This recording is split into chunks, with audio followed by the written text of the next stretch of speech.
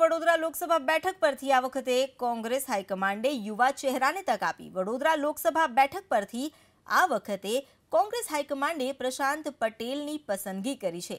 પ્રશાંત પટેલની રાજકીય કારકિર્દીની વાત કરીએ તો પ્રશાંત પટેલ હાલ શહેર કોંગ્રેસ પ્રમુખ તરીકેની જવાબદારી સંભાળી રહ્યા છે।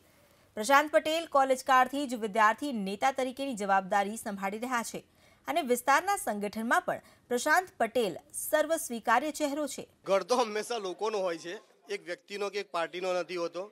પ્રજા વિશ્વાસ મૂકે છે એટલે તમને સત્તા મળે છે, પણ તમને સત્તા મળ્યા પછી પ્રજાના વિશ્વાસ જીતવામાં કેટલા તમે સફળ થયા છે એ મહત્વની વસ્તુ છે। અને ખાસ કરીને પ્રધાનમંત્રીને જ્યારે વડોદરા શહેરની જનતાએ પ્રધાનમંત્રી બનાવ્યા એ વખતે ઘણા વચનો આપ્યા હતા। નવા નવા ઉદ્યોગોની સ્થાપના કરીશું, યુવાનોને અમે રોજગારી આપીશું, મહિલાઓના જે પ્રશ્નો છે એ નિરાકરણ લાવીશું, શિક્ષણ સસ્તું કરીશું, આવા ઘણા પ્રશ્નો હતા।